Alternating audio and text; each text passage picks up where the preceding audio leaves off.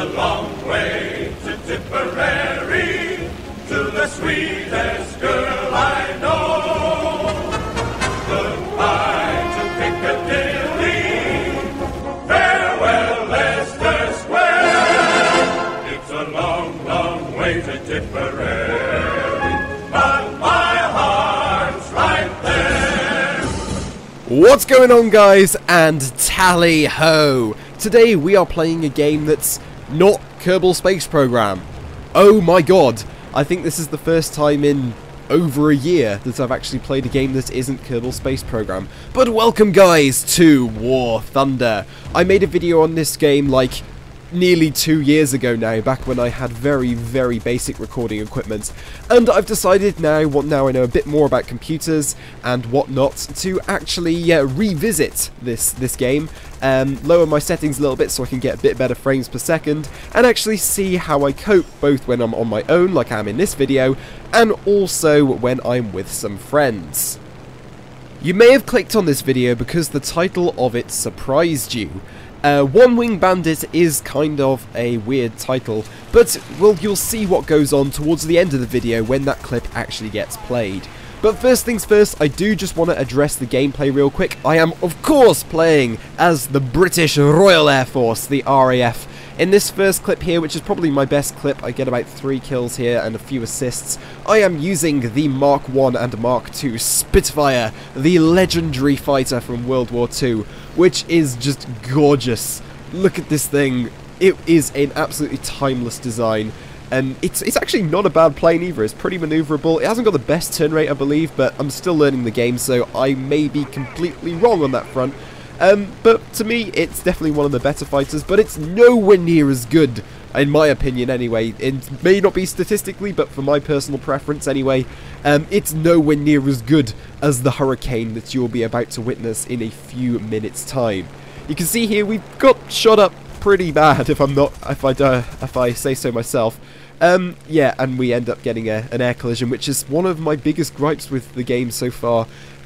Which is down to me being a terrible pilot, most likely. Me constantly taking people head on and trying to duck out the way and failing because I'm still only just about getting 30 frames a second to 50 frames a second tops when I'm recording.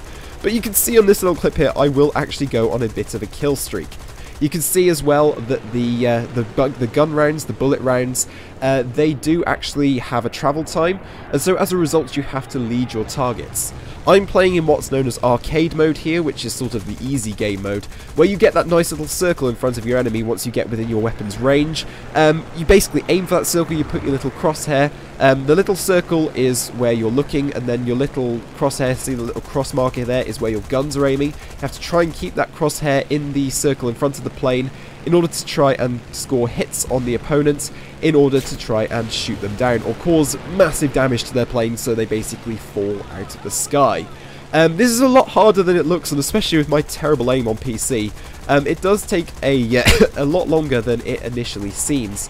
Of course, as well, your guns do jam and overheat. You can unlock progression tree and a tech tree to unlock better planes and better unlocks for those planes, so that you can stop this from happening, as well as cool decals, engine upgrades, armor upgrades and stuff like that. There are also tanks in this game as well, but I haven't managed to get them to work at a playable or recordable frame rate yet, so unfortunately we may have to be waiting a while for those. Now, this game is uber realistic in the sense that where you actually hit the plane, it does damage to the aircraft that actually affects the aircraft. You can see a second ago I just got hit in the engine, and so as a result I'm spewing oil or some sort, but it's nowhere near as bad as the Stuka that's in front of me at the moment. As I try to shoot it down, I've clearly caused an engine leak and it spews oil and water all over my screen. If you're playing on the realistic battles, which is sort of the step up from the arcade as they're semi-realistic, you will of course have limited fuel. You will have to return to base and land in order to rearm. If you run out of ammunition, it won't just reload automatically like it does in arcade. And on top of that, you will, if you spring a fuel leak or an oil leak, your engine will either begin to overheat, or you may simply just run out of fuel and crash and die, and it would be horrible. And so it's very realistic in that sort of sense. Even in arcade, as you can see when I'm taking damage, you can see I'm still leaking oil at a horrible rate here in this Spitfire. It still is very realistic in terms of its damage model, and that's something to bear in mind. This is a very skill and team-based game. There are of course ground targets to attack and various other different objectives in order to help your team win the match. Now, it's all very well and good me saying this, and you've probably seen a few mild demonstrations there, but you're probably like, so what, it doesn't really matter if you've ever played War Thunder before. How realistic can these actually be? I mean, it can't be that realistic, it's a video game, and especially playing on arcade and stuff.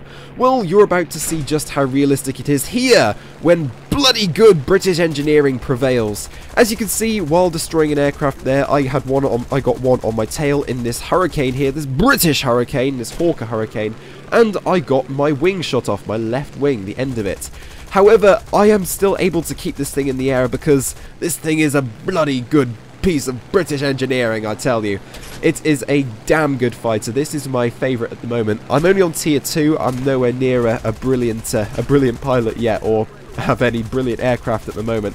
But this is my favourite out of my Spitfire, my Hurricane and stuff. My Spitfire does come a close second, along with my Blenheim Bomber, which is very select circumstances, and I have already done a video on that. That was what my last one was.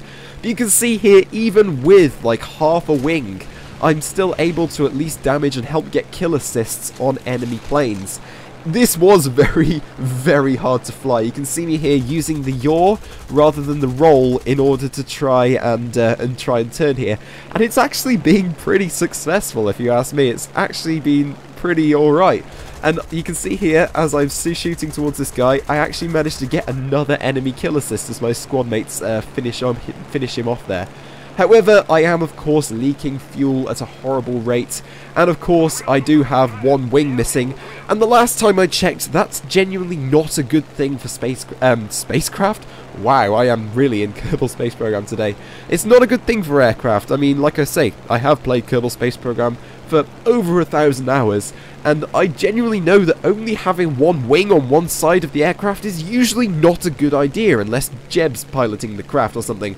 But unfortunately Jeb is not piloting this Hurricane because I don't think he was around then. Or maybe he was, we just don't know. But you can see here that my time is unfortunately coming to an end, and I will very soon meet a cliff because I don't want to give this this guy in the MC, whatever it was, the pleasure of shooting me down. But yeah guys, that was a War Thunder video. I'm hoping to do a few more of these in the future. Hopefully there's some live comms with my friends over Skype. It depends on what you guys want to see. If you want to see some more War Thunder, do let me know in the comments down below, because I'm really enjoying this game and I reckon some really awesome things can come of it. So like I say, leave your suggestions in the comments section down below if you want me to do any videos on it.